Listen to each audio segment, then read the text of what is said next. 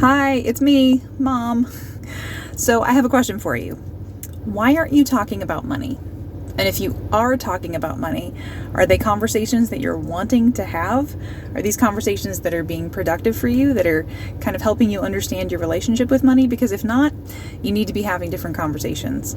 So the reason why I'm talking about this today, and the reason why you need to talk about money, is because it's one of the most important relationships you're ever going to have. And this is the relationship between you and money, just the two of you, right?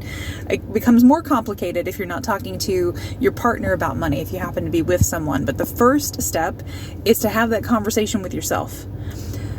How do you feel about money? How do you feel about finances? How do you feel about math in general? Start from that point and then start asking yourself the questions. Am I happy with my financial situation? Do I even understand what my financial situation is?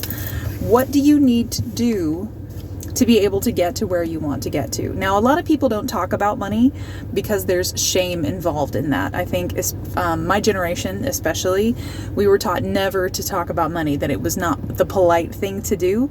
And even if you had questions, going to family members and talking about money and talking about finances and talking about not understanding money, needing more money, being able to even balance your checkbook, that's not something that you talked to family about. Well, now this is me, Mom, telling you, you need to start talking about it. Have those conversations. Find people in your life that you trust and say, hey, I've got a question. I don't understand how investing works. I don't understand how I'm supposed to save. I don't know how to pay my bills. I'm not sure what to do with my savings account, even if you have one. If you don't have a savings or checking account, what kind of an account should you have? Should you do one online if that's good for you? Should you do one at a brick and mortar location? Like what are the things that you need? And get those things in order for yourself first. Yes, the next step is then, if you are in a relationship with someone, or if you are in a tight family group, or if there's some kind of relationship you have with money with someone else, you definitely need to have those conversations. But that's a whole other video. This video is about you. Why aren't you talking about money? Seek out the people you trust and start asking those questions. I promise you, this is not taboo. This is not something that you shouldn't be talking about.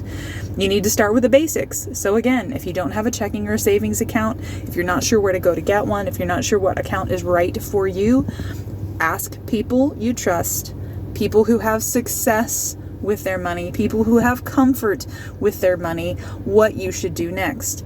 Likewise, if there are people in your life that have a negative relationship with money, find out what it is about that relationship with money that is so negative. Find out about what they're doing that you don't want to repeat. So I know for me, my adult life, there were a lot of things that I saw growing up surrounding finances and money that I just didn't want to repeat for myself or for my kids or for anybody that was involved in my life. And I did make a lot of those same mistakes because that's how I grew up with money, right?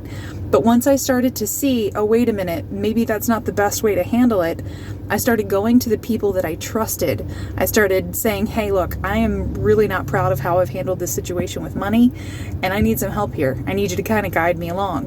And sometimes they gave me advice that I did not want to listen to because I needed to get real and I needed to get practical about my finances, and I didn't put that as a priority.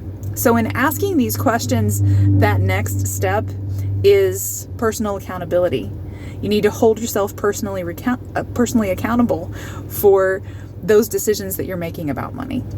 So start having the conversations, start looking at your personal financial situation and your personal relationship with money, because only then can you start talking to your partner and you can start talking to those people in your life that where money happens, the transactions happen. You can start having those conversations with those people to build a better and more positive relationship with your finances.